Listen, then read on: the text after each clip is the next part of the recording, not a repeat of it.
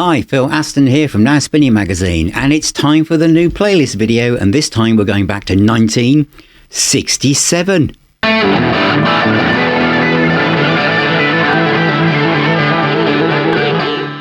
Yes, 1967 is where we're going. So I've picked a selection of albums, artists, from that year. And just for reference here, everybody, I was 8 in 1967. So we're not going to gigs and not really buying any records because I was playing with my Lego and watching children's TV as it was then. Everything was in glorious black and white, I believe. But so what I thought I'd do, I've just pulled a collection of stuff off the racks from various different rooms in our home, because not everything fits behind me, as one day I might show you. And they're albums that I obviously discovered after that point. Some were earlier on in my musical development, and some were actually more recent than you might expect. So why did I pick 1967 anyway? I picked it because I've recently reviewed the Bonzo Dog Doodah Band's Still Barking box set, and it made me play Gorilla, the original vinyl album. Well, it was original for me, on the Sunset label, which was about £1 at the time. So it was a record that was seen that would enlarge my record collection without spending too much money. And it was, a lot of my friends at school bought this for the intro and outro song and things like Big Shot and everything. So the Bonzos were the first ones, and they were the trigger point for going back to 1967. Now, I don't have that much room in front of me, so I don't have much of a plan on how I'm going to put these up in front of you and tell my stories, because I haven't scripted this. But anyway, here we go. So where shall we go next? I think I'm going to go for one that means a lot to me.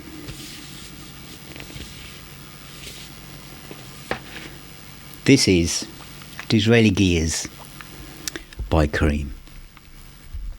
Now this I remember very much borrowing from the school record library when I was really young. So this would be about 1972, 73, or 73, 74. Yeah, so probably about 13 or 14, I think. 15, when I was 15 years of age, that's when everything kind of came together.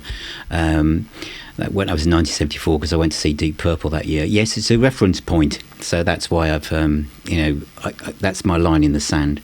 But prior to that, I'd started to get really into guitars, and of all the stuff I was starting to listen to, people kept saying, you've got to listen to Eric Clapton.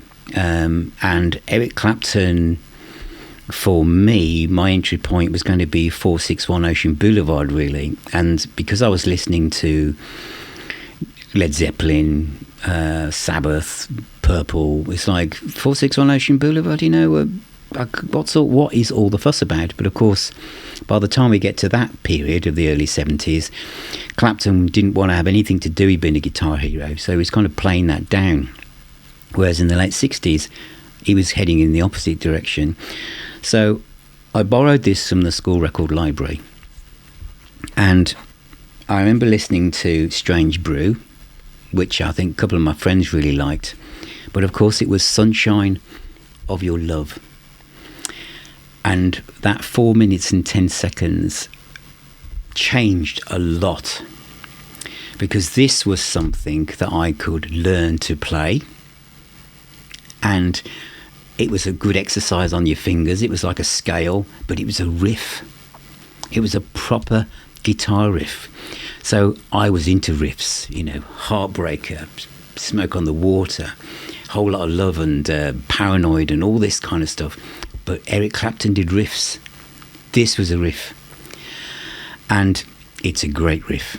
And I loved, the vocals, everything about it, the chorus, the guitar solo. I was hooked. I also loved this cover, this really psychedelic album cover that really kind of sums up this period. I mean, if I decide to do 1968 soon, it opens the floodgates to tons more albums from the stuff that I really fell in love with or knew already. But 67 was actually quite a concise bunch of records, really, which I've found out as I've been doing this, really. But this was, I can almost remember, I used to go around to my friend's house, Paul Mansell, after school, and his older brother Mark had all these records that we weren't old enough to have. And Paul's no longer with us anymore. He sadly passed away a while ago. But we used to, either I borrowed it, well, mainly Paul borrowed it, because I couldn't really play music like this on my mum and dad's stereo, especially, you know, if it had got scratches on it. You know, my dad was convinced it was going to destroy his cartridge. But World of Pain, Dance the Night Away, Blue Condition, these are all kind of songs that I listened to, but it wasn't like Sunshine of Your Love. But what came close to those was Schwalbe, which I probably mispronounced. We're Going Wrong, I like that as well. But it was Tales of Brave Ulysses and Schwalbe, tracks 6 and 7. I'm referencing, this is the 2 CD deluxe edition, which is the one I play the most, really. But Tales of Brave Ulysses and the next one, the guitar solos on that, so fluid. He's playing like an SG, isn't he, I believe? Maybe watch the videos from this period. Take It Back, Mother's Lament, We're Going Wrong. I love that as well, the kind of melancholy aspect of it. But there was those 3-4 songs which really shone a light on Eric Clapton. This isn't an original edition. The one that I borrowed from Scores on the RCO label. This is a reissue on Polydor. If I wanted to get an original just for kind of nostalgic reasons, it would be the RCO record label I'd want. I wouldn't want the one from the 60s or the mono one. I'm not interested. Although what I will say about the mono version, which is on here, is that the stereo version of this album was done at a time when I don't think many people knew how to use stereo. And so the stereo edition on this anyway has Ginger Baker's drum kit in one speaker and everyone else on the other one, which is really weird. In some ways, mono recordings were more natural, because if you went to see a band at a small club, this is before stadiums, it's mono, isn't it? When you listen to a band, you're just standing in front of the stage. They don't, you know, the guy wouldn't stick the guitars in the left one. If you're standing over the right, you not hear them. So in a way, the mono mix of this sounds far more exciting and authentic than the stereo one, which has a very, very bizarre mix. I don't think on any stereo mix you should stick the drums in one side. They have to be in both speakers. Anyway, it's 1967. I think we have to give people excuses. The only other thing about Cream, before we move on, this is very hard to find, the 2 CD version, which comes with lots of outtakes, and BBC recordings are in mono as well, is get that. This is the, what was it called? Those Were the Days 4 CD set. And ironically, this is an old ye olde box set from 1997, okay, previous century, but it includes all the albums by Cream, and you can still pick this up for a really good price. So that is where you should go if you want to, if you're new to this. But this is a marvellous record. Love it. Absolutely classic. See, I almost don't want to put that one down. Where shall we go next? I'm going to go next to something that is more recent. This is I'm going over to the other side of the pond, because I'm trying to be aware that I'm picking things from the US of A as well. Paul Butterfield. This is a box set called The Complete Albums, 1965 to 1980. There's absolutely tons of stuff to explore on here. And the album that I'm going to pick on is The Resurrection of Pigboy, Crabshaw, this one here, which I originally heard as part of one of those original album series, which comes with 5 records in it, because the classic stuff here are the first 2 albums, aren't they? East West, obviously, is brilliant as is the first one. And by this time, and immediately in 1967, they were starting to shift their focus a little bit. But it's great American blues by the Paul Butterfield Band, Butterfield Blues Band even. That's the real name, isn't it? But this is a great box set. It didn't hang around for a long time. There's no booklet in it, which is this Rhino again. Rhino, do booklets. Sake. But yeah, great stuff. Shall we go now? Shall we stay in America or shall we come back to the UK? No, I'm going to stay in America with a very magical album. I don't have this on vinyl, not that means anything, but it's just I can't stick something for you to see very easily. But it's Surrealistic Pillow by Jefferson Airplane, 1967. There are 2 tracks on here that I knew before I knew this, and they are Somebody to Love, which is one of my favourite songs, I think, ever. Mother's Finest do a great version of that, by the way. And also White Rabbit, which is a bit like another band I'm going to feature. I think White Rabbit really takes me back 1967 to where I was in the early 70s, 72, 73, 74. It makes 1967 sound decades before the early 70s. This and another band that I'm going to feature, there's something about it that goes back to this point in time that makes it sound like it was a long way away, even when it wasn't. And it's stuck there in aspect. It's kind of contained in that place. The other song, Today is also a hauntingly 60s song of pure innocence. Plastic Fantastic Lover, Coming Back to Me. She has Funny Cars, but mainly Somebody to Love, which of course was done by Grace Slick's previous band, wasn't it, first of all.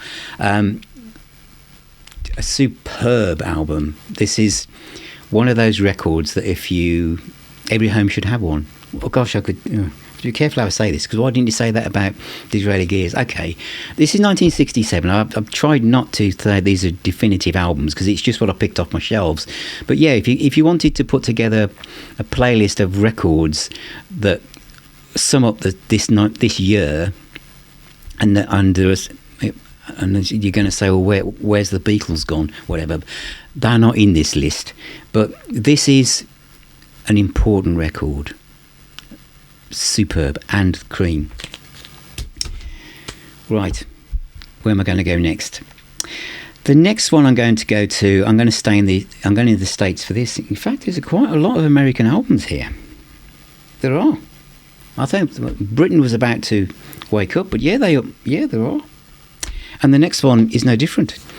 It's from the Box of Pearls box set by Janis Joplin, and it is Big Brother and the Holding Company from 1967.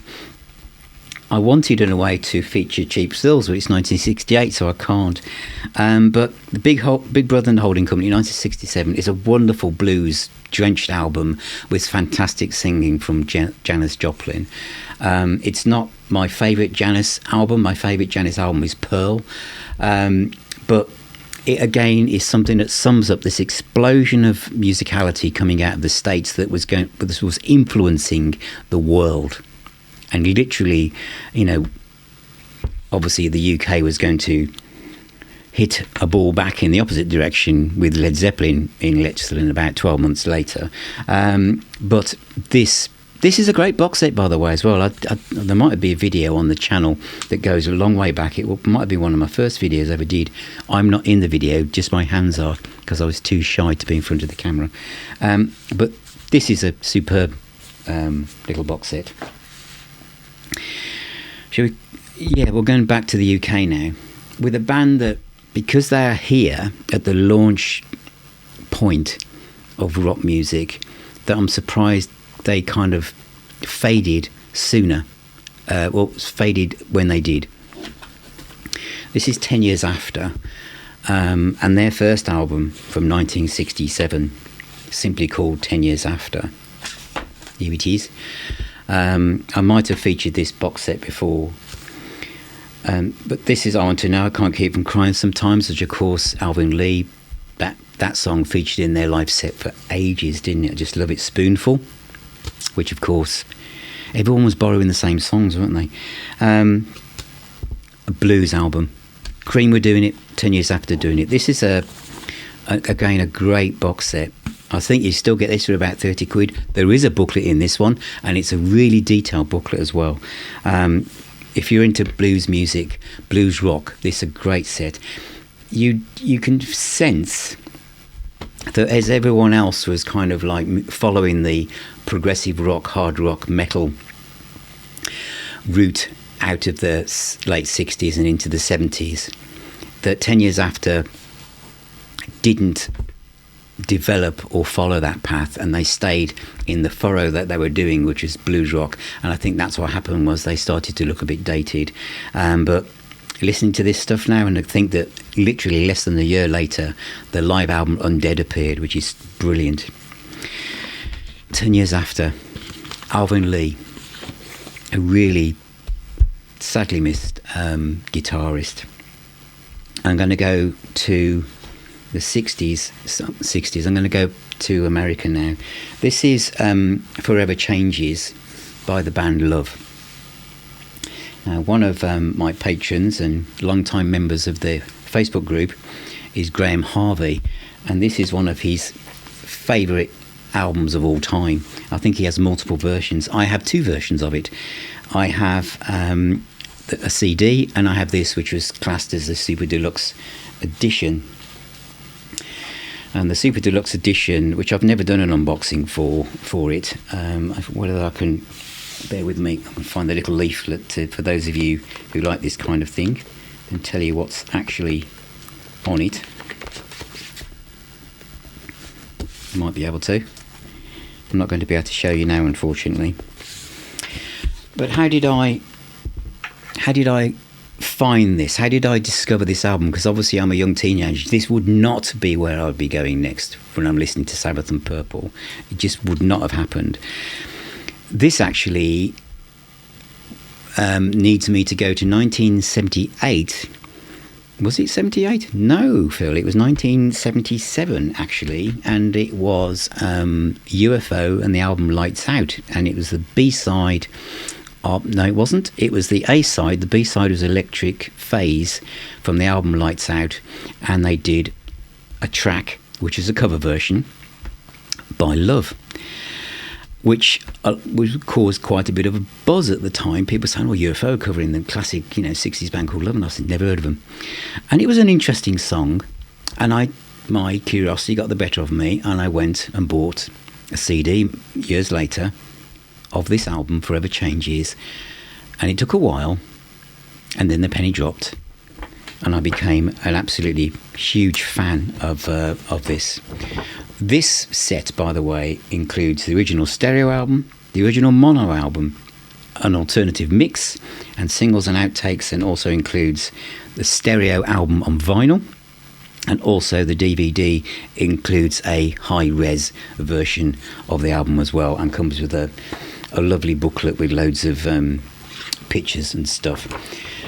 And I don't have as many copies as Graham has, but I understand the attraction and the kind of otherworldly aspect of the music here that makes it of its time, but equally an absolutely beautiful record.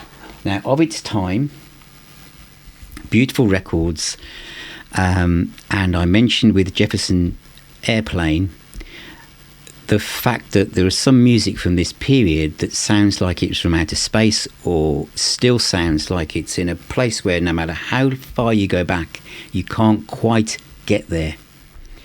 And that would be my next one. And it's The Doors. And especially this one.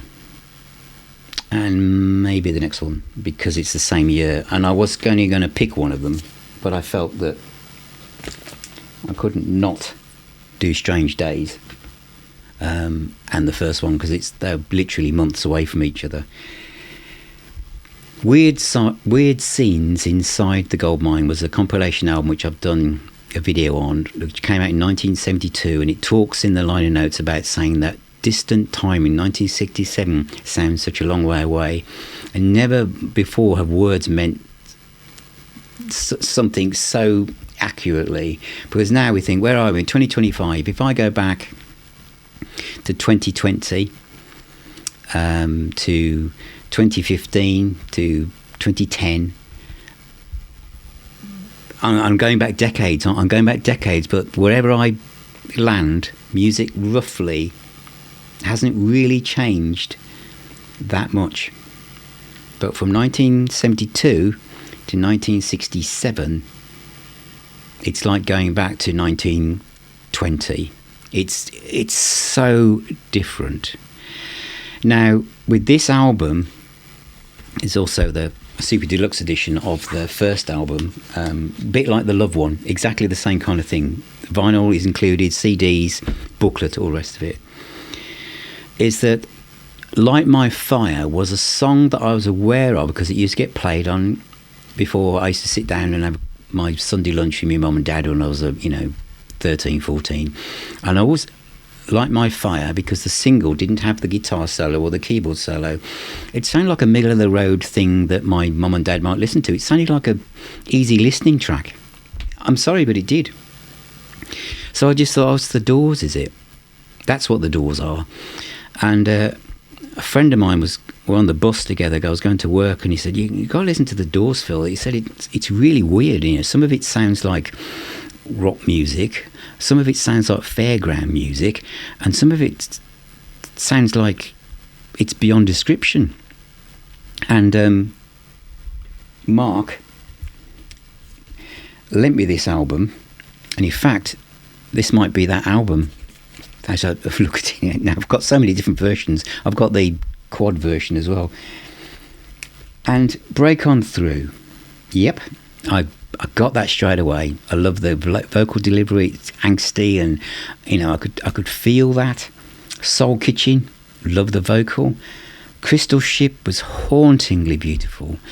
Absolutely amazing song. 20th Century Fox, yeah. Alabama Song, Whiskey Bar. Slightly weird. Light My Fire, I get it. 7 minutes long. That keyboard solo and the guitar solo, I understood it. Backdoor Man, blues song. I was into blues rock. I'm there. I Looked at You. End of the Night, one of my favourite songs by the Doors. Take It As It Comes. And then 11 minutes and 35 seconds of a song called The End. I mean, this was going to take on a whole new meaning for me when Marlon Brando appeared in that Vietnam film later on, with it kind of little parts of the lyrics, the blue bus is going to, all those little bits of inflections of lyrics and everything. It just became something else, all the helicopters coming out over Vietnam and everything. But even here, it still sounds like nothing else you've ever heard. And in Weird Scenes Inside the Gold Mine, the gatefold sleeve actually says, when those first tentacles of the opening part of the song come moving around the corridors of your home and make their way into the living room where your parents are, it's really strange. And of course, there's that part in the song when it talks about, potentially killing his parents and everything. It's really dark, really, really dark. Very dark. And unlike anything, the picture of Jim on the front, it's really, really a timeless album that kind of sounded old but didn't, and it's a sound that's completely unique to the Doors. The reason why I've got Strange Days, I had to pick it because it's a strange cover. It's unique. It's the only one where Rhino again, who decided there's no Super Deluxe edition to Strange Days. Why? Strange Days, Your Lost Little Girl, Love Me Two Times, Unhappy Girl, Horse Latitude, which is one of the scariest pieces of music you'll ever hear outside of a horror film, Moonlight Drive, People Are Strange, they are, My Eyes Have Seen You, I Can't See Your Face in My Mind, and another one clocking in at 11 minutes is When the Music's Over, which belongs next to the end in this epic songs full of immense keyboard sounds and great vocal. In fact, both of those songs are on Weird Scenes Inside the Goldmine. Weird Scenes Inside the Goldmine is the best Doors compilation album ever made. So if you're watching this and think, I need to get into the Doors, get that first. And it all will be fine. I love this record. Recorded on 4-track. It's like nothing else. You have to be in the mood for it sometimes. I know lots of people who don't get the Doors. But when they do get the Doors, it's usually the Doors and Strange Days that open the door. I don't know, I need to say the word Doors again for the moment. But 1967, these are essential records for that year. And again, I'm over the other side of the Atlantic in the US. Right, I'm rolling back to the UK, to the whimsical poppy fields and going away to Get Your Head Together and a cottage type band. Traffic, Mr. Fantasy. This is a marvellous album. And again, there they are, the guys. My favourite tracks off this, Stevie Winwood, at his finest, great guitar playing as well, are Dealer is good, giving it to you. There's some really jazz stuff on here, but the two songs that mean the most to me are No Face, No Name, No Number. It's one of the most beautiful songs ever written. I'm looking for a girl. So you're on your own. Will anyone like you? Will you go through life to find someone who actually wants to be with you? No face, no name, no. I'm just looking for somebody. But it's so the vocal from Stevie Winwood is such a young guy. What a voice! Absolutely stunning. And Dear Mr. Fantasy, that guitar solo on that song, it's so clear, so heartfelt, absolutely amazing. Produced by Jimmy Miller. Incredible.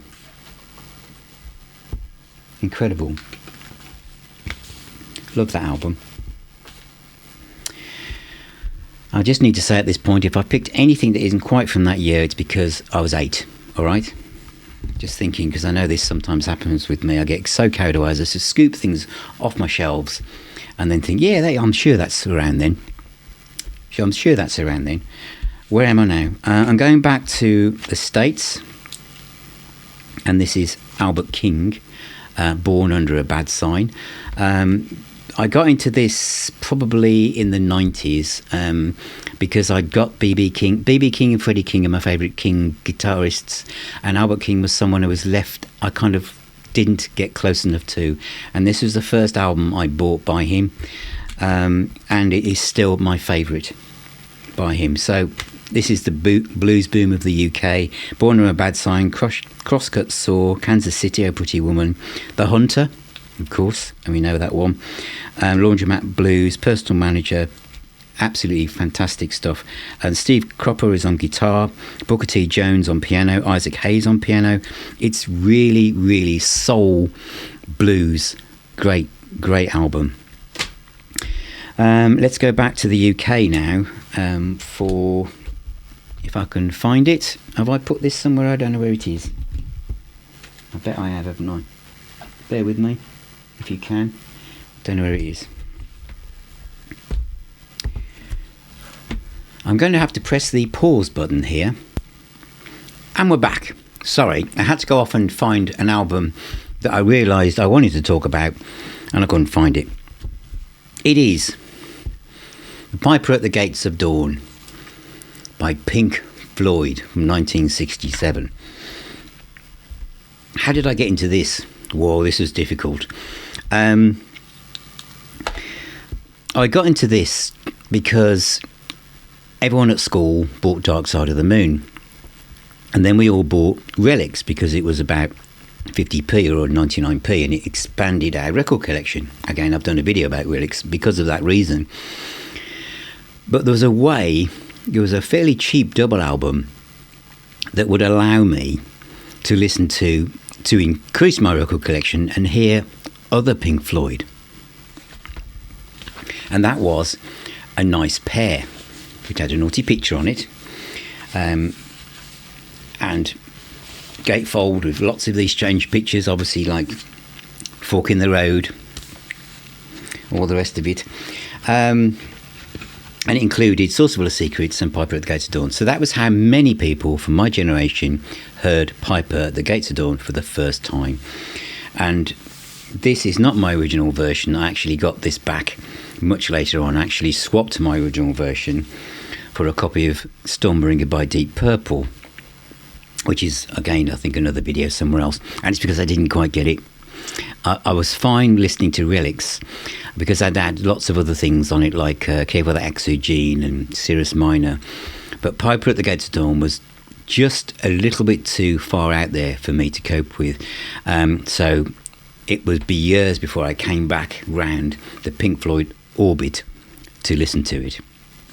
And this is my eldest son Dan's copy, and this is the deluxe version, which includes all the singles from that period as well, which were very rare and very hard to find, with a booklet and everything. And this is long out of print now, which is a real shame because it's a great set, and it gave the impression that maybe the other Pink Floyd albums were going to be done in this format, and they weren't, which is a shame. But yeah, Astronomy Domine, Lucifer Sam, Matilda Mother, Flaming, Pow Art, Tok H, Take Up Those Stethoscope and Walk, and Interstellar Overdrive, which I always liked from Relics. The Gnome, Chapter 24, Scarecrow and Bike.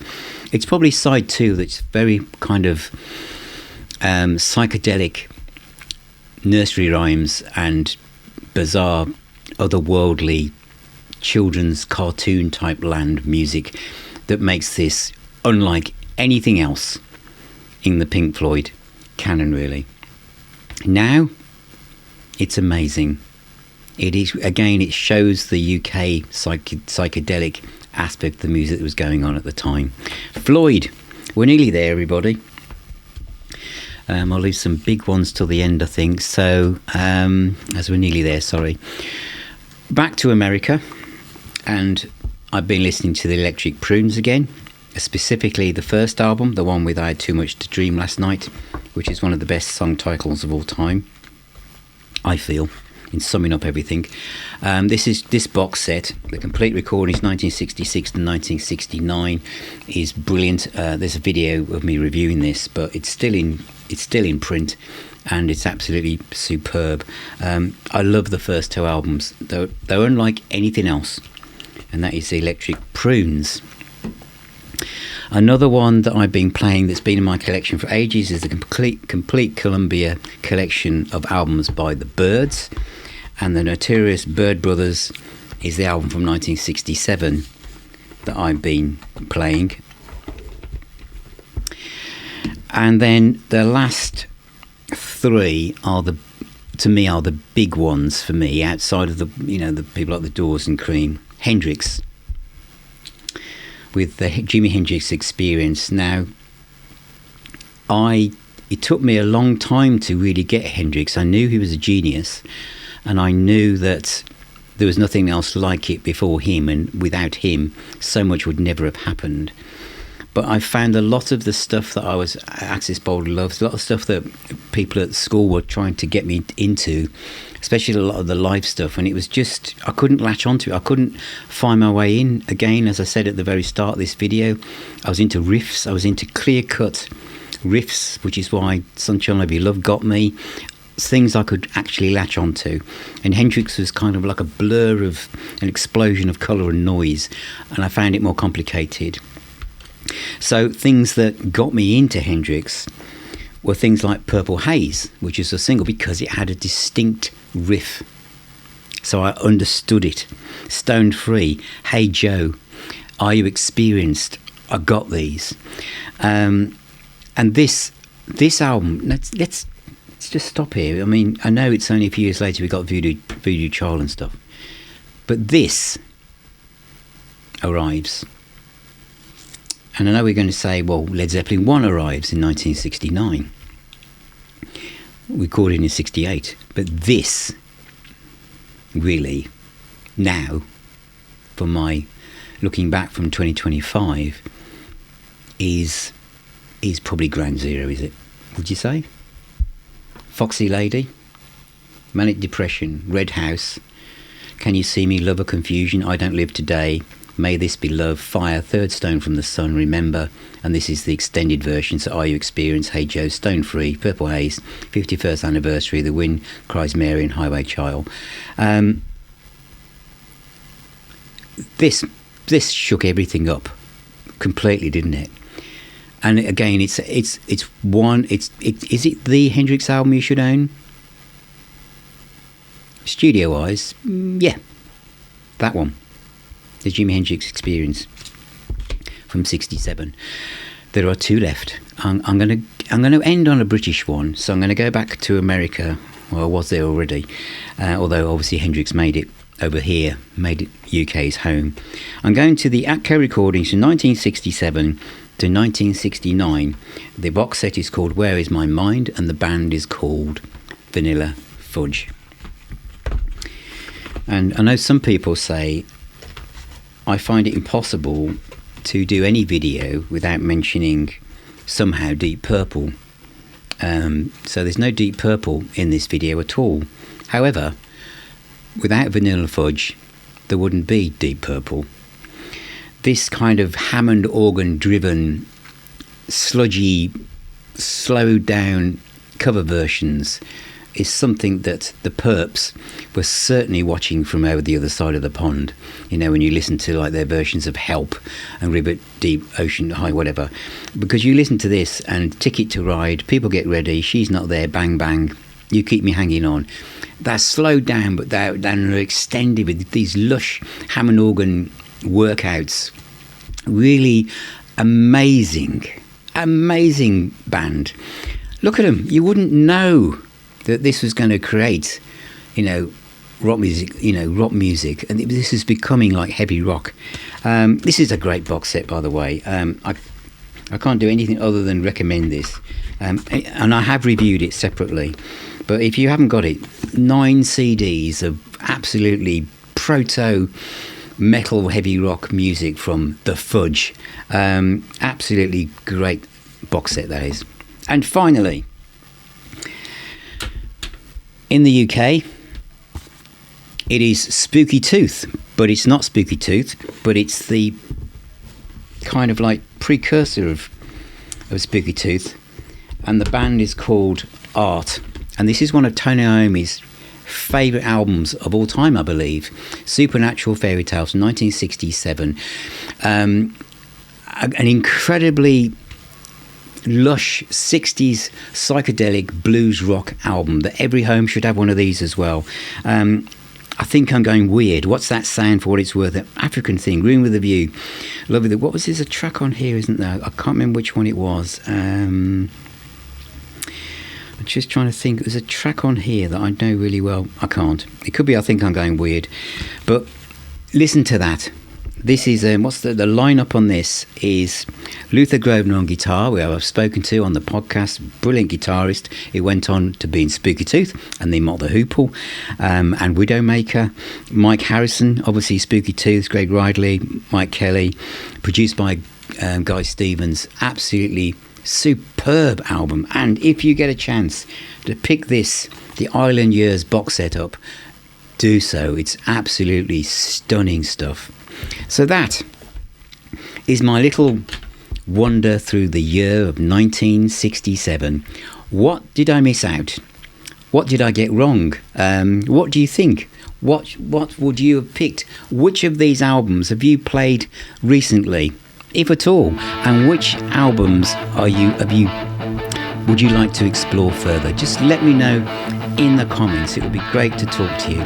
Thank you for watching. Thank you for all of your support. Thank you for subscribing. Remember, music is the healer and the doctor. Please take care, and if you want to become closer to Now Spinning Magazine and become part of our community, which is growing all the time, and you'll get access to our private Facebook group and our WhatsApp groups, become a patron or YouTube member. And you can also then come along to our private meetups at our own private pub called the Now Spinning Arms. Take care, all of you. Keep spinning those discs, and I'll talk to you all very, very soon.